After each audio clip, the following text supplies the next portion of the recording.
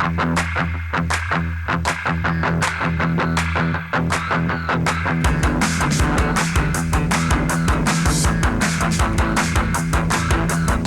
I'm Mitch Gallagher from Sweetwater. We're in Laguna Hills, California today. We're at the Friedman factory. We're with Grover Jackson, who's kind of the man behind all of this. It's great to see you. Great to see you. Thank you for coming. Oh, my pleasure. Thank you for taking time, especially the day after NAMM when everybody's like ready to just collapse. Well, yeah, unfortunately this shop is a little dirty and messy because of the run-up to NAMM, so please excuse the mess.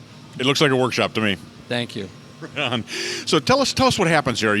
Does a block of wood come out at one end and a guitar goes out the other end? Basically, yes, but there's a lot of steps in between there. But yeah, we start with raw wood and do the rough mill, then go to the CNC machine, whatever other machines are necessary, so that we create all of the wooden objects, also aluminum and plastic. And we do a lot of aluminum parts and plastic parts. All of that's done here in this room. Let's take a look at some of those different stations and how that happens. So here are some fingerboards for Metro D guitars, which is our set neck, high-end set neck guitar. Fingerboards already bound, fret slots, inlays in, and then there's the Metro D necks that the fingerboards are going to go on. So how much of this work is done by hand? And I know you're big into the tools and custom things that are going to make the work more consistent and more efficient in the whole process. How much of that is going on here? We do as little handwork as we have to, and as much as is needed. Okay. So, big believer in technology and investment in machinery. Just bought a second CNC machine. We do everything we can. I mean, that's the reason when we get to the other building, you'll see we have a plec. Big believer in the plec and the technology encapsulated in that device. Right. So there are certain things that just have to be done by human beings, and we do that. But if there's a way to do it with a machine tool, we do it with a machine tool. Right. Because it's more accurate and more regular. Right, it's more consistent. I think that's one of the things I've noticed with the Friedman guitars is no matter what model it is, when you pick it up, there's a consistency from one to the next. There is. Now that you've actually hit a sort of an interesting point that I do have recently been talking about, which is that I think, not to be too philosophical about it, but I think when you get to a certain level of the craft, it's all good stuff. And in fact, there's never been, I believe, a better time for a guitar player in history, because the choice of well-made things has never been greater. At the same time, I believe that at some point when you get to that upper end of the craft, and I'll include our activities in there, I think you're buying the intentions of the builders. There's a lot of good stuff, and I'm thrilled to be a part of the community making great instruments today for players. Sure, absolutely. Like you said, there's something for everybody. That's the beauty of it. Yeah, exactly. So tell us more about the necks here. They come in and it's just a raw blank and it goes into the CNC machine, or what is the process? Correct. I developed a certain, and again, this is part of the personality of a builder. You sort of develop a mode of working, a set of activities that you do in a certain order. So we have our little activities that we do in a certain order, and that's how we do actually bolt-on necks and the set neck guitars essentially the same in terms of process, what we do first, what we do second. I have people come in here all the time and go, "What are you doing here?" And I go, "I make puzzles."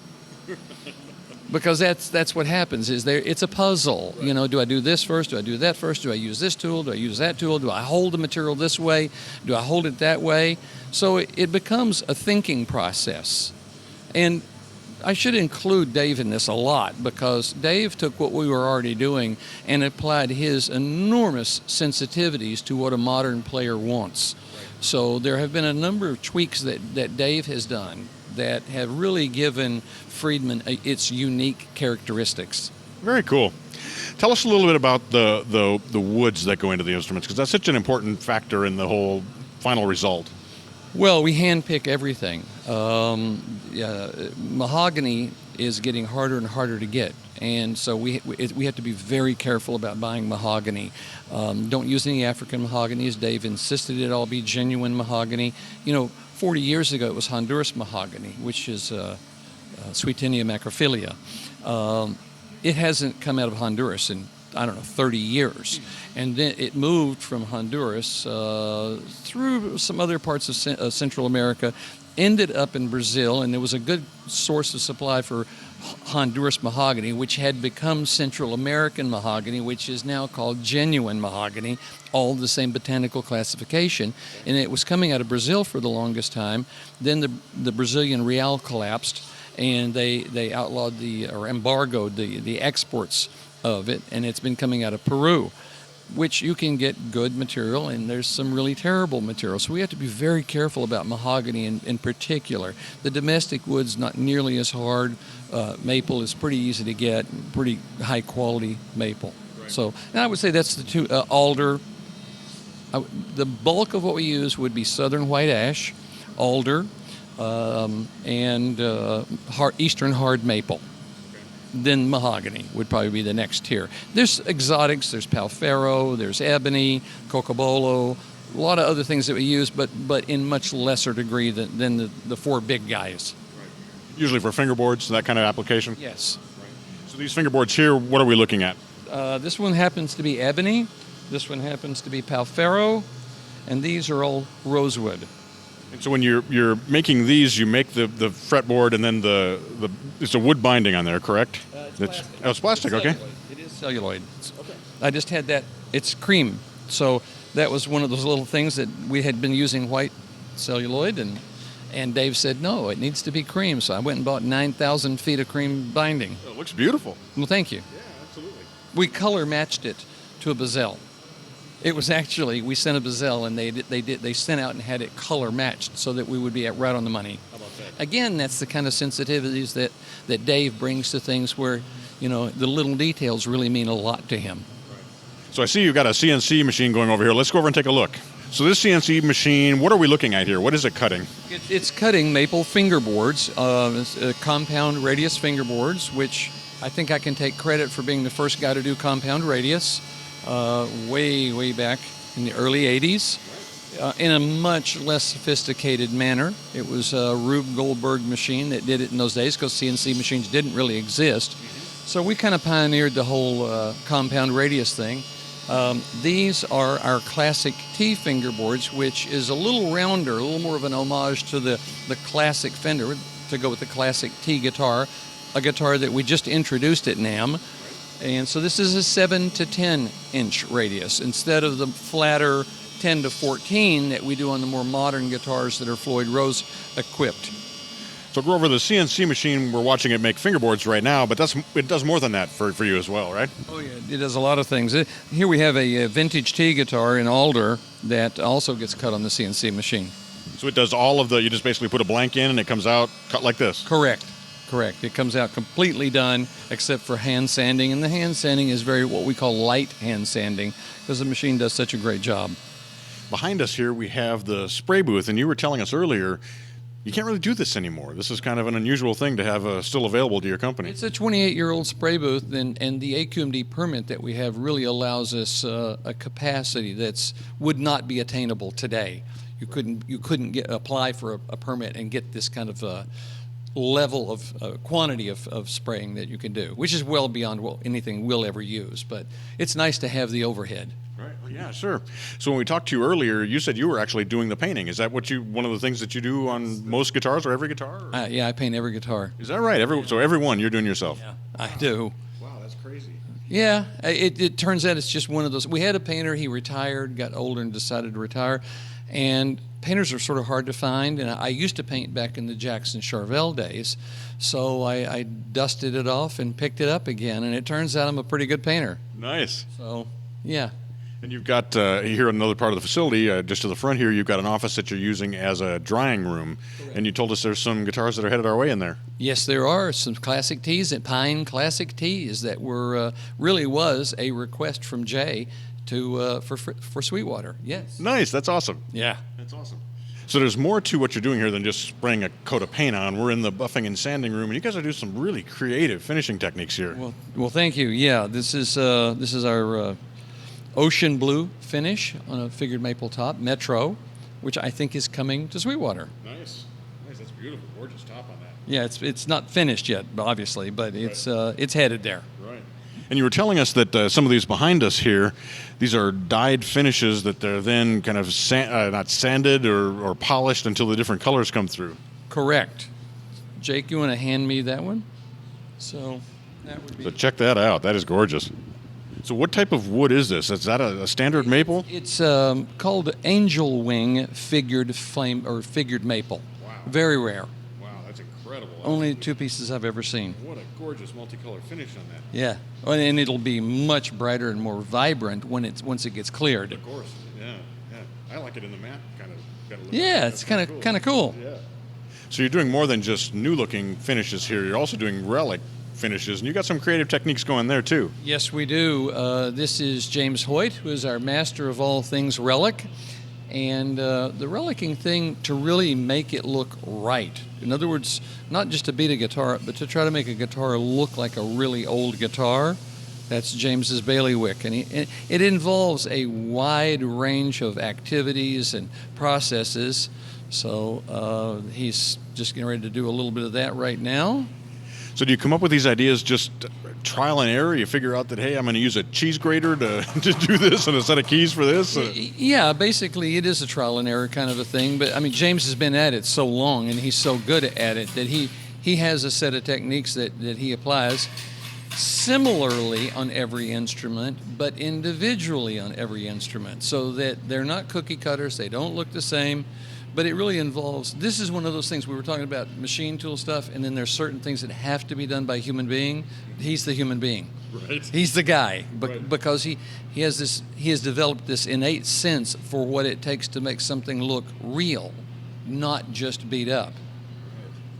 And we get a lot of compliments, on our relicing. That's one of the main things, and I think that's a lot of the heart of Friedman is the really old-looking guitars, not just beat up. That's really cool. So is that freezing the finish when you spray the? Yeah, cracks it, Okay. spider webs it like crazy, Yeah. which makes each one unique and original. Don't try this at home, though, kids. No. Well, you can, but you get to buy another guitar after that from Sweetwater. So the detail on these guitars goes a long ways. Tell us what we're looking at here. Well, this is our 75-watt laser, and we take black acrylic, and we make the little bullseye dots that go in the fingerboard right on the laser. Right. So we also make, you can see in this particular piece of plastic, there's some cutouts for control covers. So we make control covers. This was for the NoHo 24, which is our new model, and then the dots and a bunch of different little things. The neck plates get the serial number and the Friedman name put on them in the laser. The laser gets used as a utility tool for a lot of things. Again, a great place for technology, not a great place for handwork. Right. Don't want to be grinding plastic plates out by hand. They won't fit. They're every time they're exactly the same and perfect. Right. And you don't think about things like those little dots. I mean, those have to come from somewhere. They got to come from somewhere. Absolutely. We make the center and the outside, so we can make them fit exactly right because we're making both parts. Nice. And then what he's done is brought a fingerboard over, and we actually size the dots so that they fit exactly in the fingerboard. So everything is done for a purpose. Friedman is one of the few manufacturers I can think of who also makes pickups in-house. That's correct. We certainly do. Right, and that's the machine behind us here? And that's one of the places where Dave was most strict about specifications, because we were making pickups before, and Dave took what we were basically doing and tweaked it to his sensitivities, and the response has been to the pickups that we make for Friedman has been just amazing. There's some great videos of people, raving about the pickups. Right, nice. So, yeah, this is it's our coil winder, and this is the bench where we make pickups. About 500-600 a week. Wow. Yeah. Been pretty good. Yeah, no doubt. Once the guitar is finished, the pickups are installed, it's all bolted together and all polished up and everything. There's one last step before it goes in the box, and that's this right here, right? Actually, we generally do most of the Friedman necks before it's bolted up. We have a string tension simulator, which Plex sells, and so we'll do the neck separate from the body. We can do it once it's assembled, but our process involves doing the necks in bulk and then basically bolt it up, string it up, adjust the bridge, and it's done. Okay. One of the real benefits of the Plex is being able to have that luxury. We don't ever have to take anything back apart and diagnose. Guitars, once the neck goes on, the strings go on, it's done. Okay. It really is amazing. So what is the Plex machine? Give us a quick overview. The Plek is a machine that does analysis of the topology of the fingerboard and frets. It gives you some information or feedback about what it's found, what the shape of that topology is, and then based on some direction from the operator, it will instruct you to tighten the truss rod or loosen the truss rod and then reanalyze. Once it thinks that you've gotten just about as close to the parameters that you said you would like to have the neck to be, it'll tell you what frets don't meet that criteria, and it will come out and grind those frets to that tolerance. And it's never wrong. That's awesome. Well, a quick little story. The very famous Joe Glazer down in Nashville, who's the #1, guitar repair guy in Nashville, is a partner in Plek and is the representative that I spoke to. And I've known Joe forever, and I mean, he's just the greatest. But he said to me in the process of buying the machine, the first thing that Plek will teach you is you can't trust your eye. And I didn't want to be argumentative or controversial, so I just kind of shut my mouth and thought, well, I've been at this for a minute and probably. I think I know a neck when I see one. He was right, and I was wrong. The Plek sees things that the human eye can't see, and then gives you that topology map on the computer, and it's just amazing. Right. It's been a revelation. And again, as I said earlier, I'm a believer in technology. So this is a very expensive toy, but it really works. And it's one of those things that does provide that consistency and optimization of the guitar, so when it comes out of the box, it really is right. Absolutely. It's been an expensive investment, but it's really paid off in spades. It's great. Grover, thanks so much for giving us a tour of the Friedman Guitars facility here, man. You guys are making great guitars, and it's so cool to see the way they come together. Well, thank you for coming by. It's a real treat to have you come by and do some video stuff for us. Thank you. It's our pleasure. Thanks so much for your time. And thank you for joining me here in Laguna Hills, California. I'm Mitch Gallagher from Sweetwater.